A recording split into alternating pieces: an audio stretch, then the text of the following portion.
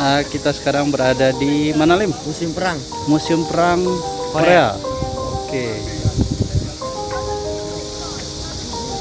Kita coba masuk ke dalam nih. Jadi sebelah sini ini aula tengahnya. Nah, di sini kita sekarang berada di lantai 2 dan jika kita masuk ke situ ntar kita bisa mengetahui tentang sejarah perang saudara Korea yang dimana yang ada perang antara Korea Utara dan Korea Selatan itu. Nah, sini yang ada di depan ini adalah menceritakan tentang Pulau Dokdo ya, pulaunya Korea. Tapi sekarang tuh katanya apa ini sama si mau direbut-rebut sama Jepang. Oh gitu. Gitu. Nah, makanya tadi pada tahun 1950 tanggal 25 Juni. Oke? Oh.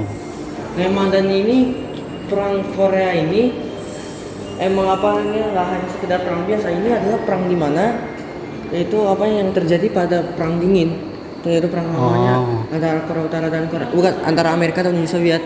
Ini apa ini? Nah, kalau ini kayak video gitu, tapi kalau ini lama sih biasanya. Oh. Nah, ini jadi pas pas jam 4 subuh pagi, tuh pas tanggal 25 Juni jam 4 subuh pagi terjadilah perang Korea gitu. Oke. Nah, ini jadi Korea Utara nyerang gitu. Nah, oke. Saya kasih tahu dulu ya. Bentar. Ini kita skip dulu bentar biar soalnya ada lagi di situ. Oke. Pertama saya akan jelaskan tentang latar belakangnya dulu ya.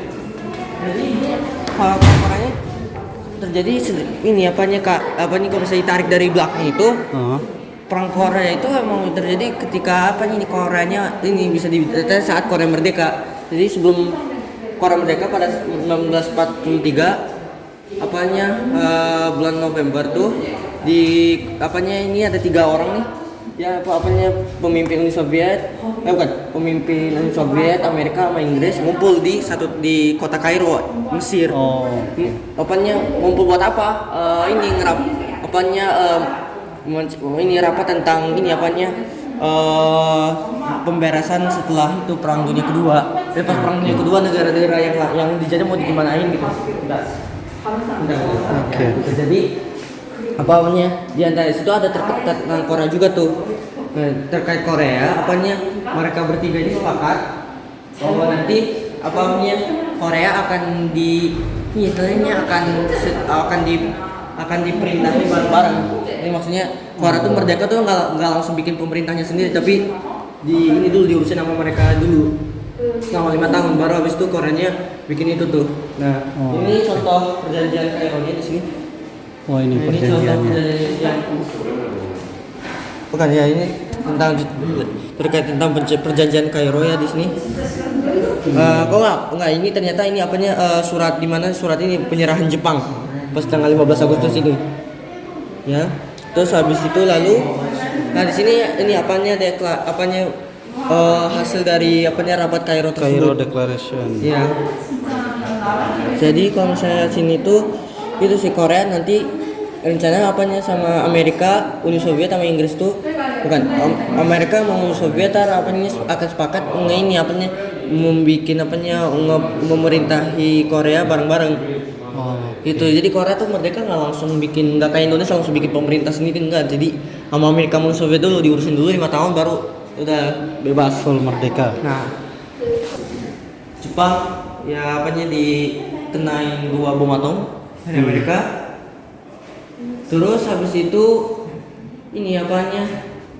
akhirnya udah merdeka gitu tuh. Il Sung namanya. Kakeknya Kim Jong Un. Kakeknya Kim Jong. Iya, ini Kim Il Sung ini dia.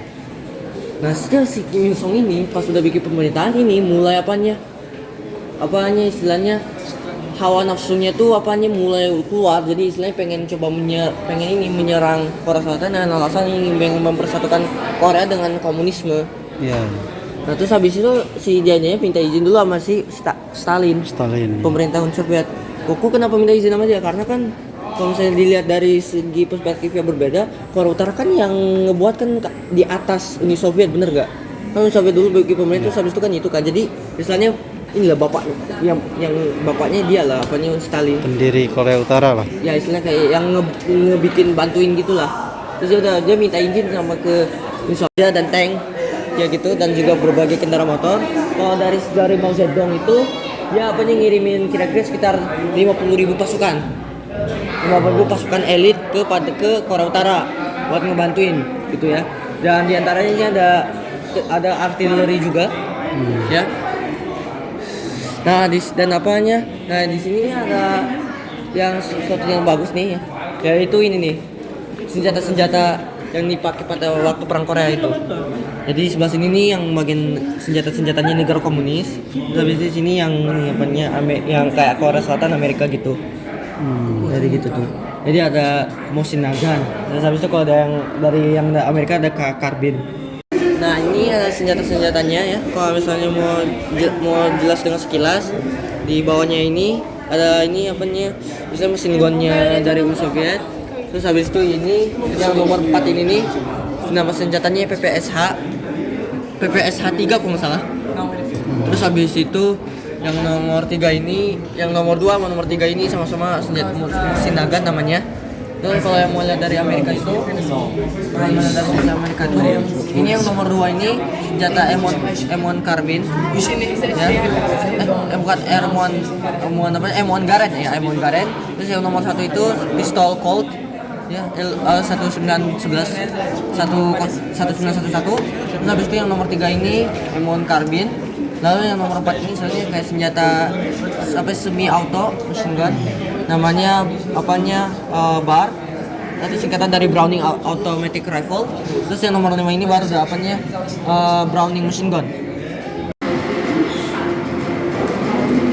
Ini menjelaskan tentang tank yang dipakai sama Korea Utara, pasukan Korea Utara ketika pas perang Korea, yaitu ini tank T-34 namanya ya.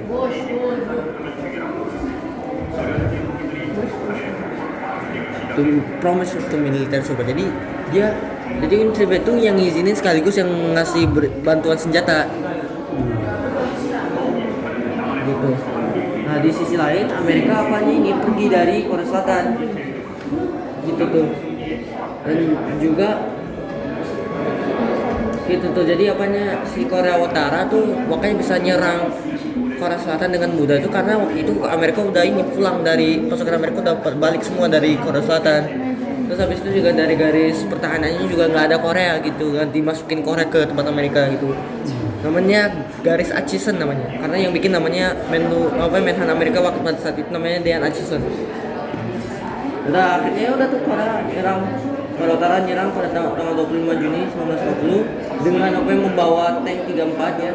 Dan karena mendadak sekaligus juga pada waktu itu Korea Selatan belum punya tank.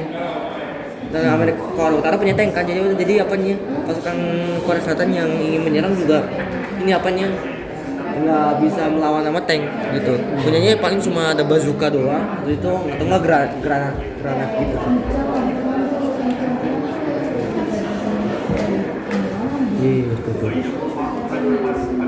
Jadi dengan serangan yang cepat dengan memakai kendaraan tank, dan akhirnya dalam waktu 3 hari ya setelah perang itu Seoul langsung diambil sama Korea Utara. Saking cepatnya itu, karena kagak ada yang bisa ngelawan tank waktu itu Korea Selatan sebelum Amerika membantu Selatan itu ya, sebelum itu. Jadi Korea Utara tuh pada saat perang Korea itu pertama pasukan Korea Utara dia membawa dua pasukannya, yaitu sekitar 2 legion ya. Satu legion itu sekitar 80.000 pasukannya. Jadi kalau 2 itu berarti 120.000. Jadi satu legion di sini, 2 legion yang legion kedua di sini gitu. Jadi menyerang dari berbagai arah memang. Jadi yang pasukan yang satu legion yang 80.000 itu, jadi pertama menyerang kosong dulu, lalu pas di hari kedua atau hari keduanya lewat menyerang Donggucheon, lalu pada di hari ketiganya ke Seoul. Nah, terus habis itu yang keduanya ini yang legion kedua yang 80.000-nya lagi ya pada hari itu nyerang Chuncheon, terus habis itu nyerang Gangneung. Terus ada juga yang nyerang lewat laut tapi diberantas sama pasukan Korea Selatan. Nah, masalahnya yang pasukan yang kedua ini yang bermasalah karena pas ketika nyerang Chuncheon mampet mereka di sini. Karena di sini ada perlawanan yang sangat hebat dari pasukan Korea Selatan ya. Jadi makanya apa nih pas ketika pasukan yang Legion satunya itu nyerang, dia apa nih pas yang Legion 2-nya nggak bisa ngebantuin gitu.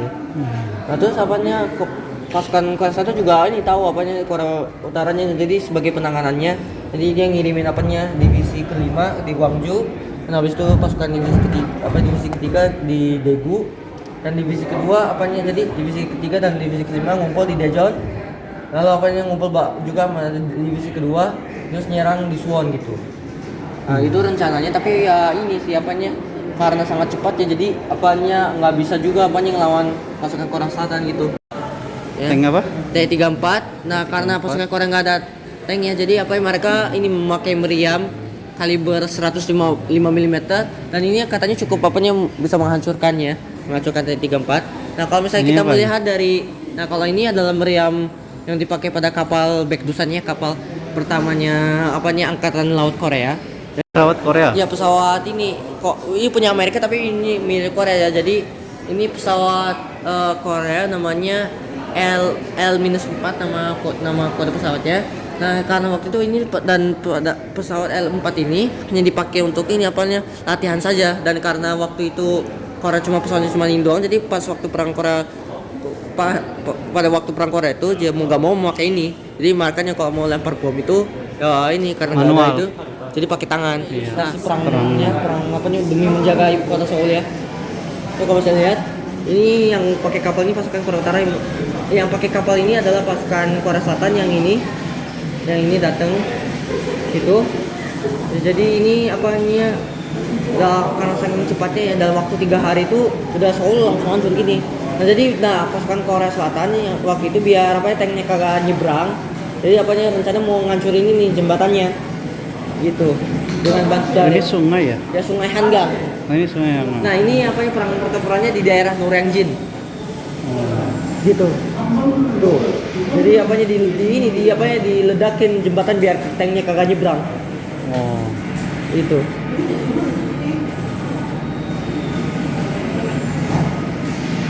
tuh hancurkan jembatannya. Jadi masalahnya, ini kapal-kapal kecil ini adalah pasukan Korea Selatan yang dimana ingin menyeberang dari sebelah situ ke sebelah sini gitu. Tapi ya ditembak gitu. Ya ditembak gitu. Oh bukan deh, ini ternyata pasukan Korea Utara tuh ternyata itu yang pakai kapal itu pasukan Korea Utara yang ingin coba menyerang menyeberang sungai gitu. Nah katanya ya walaupun pertempuran ini akhirnya kalah buat pasukan Korea Selatan, tapi ini cukup memberi bagi pasukan Korea Selatan tuh ini cukup di mana kenapa mereka ngebantu ya PBB yang membantu Korea Selatan. Jadi ya pas hari perang Korea terjadi pas tanggal 25 itu sebenarnya ini udah lewat lewat dubes Amerika yang ada di Korea Selatan bernama Jangmyeon ya, atau kalau nama Inggrisnya Mucho ya. Jadi John Mucho minta bantuan ke Amerika Serikat dari Regimen Infanteri 21. Dari mana? Dari divisi 24 Amerika Serikat. Jadi mereka tanggal 30 mereka ini yang Task Force Mass ini berangkat pas tanggal 30 Juni nyampe 1 Agustus di Busan. Terus habis itu tapi kenapa walaupun pasukannya cuma sedikit, tapi Amerika ini percaya kalau misalnya ada pasukan Amerika ini hancur, ntar Daegu bisa langsung diambil dengan mudah. Kalau Daegu diambil, langsung bisa diambil. Kalau Busan ambil udah gimana? Hancur lah semuanya. Di daerah di itu gedung pemerintahan Korea Selatan. Nah, gitu tuh.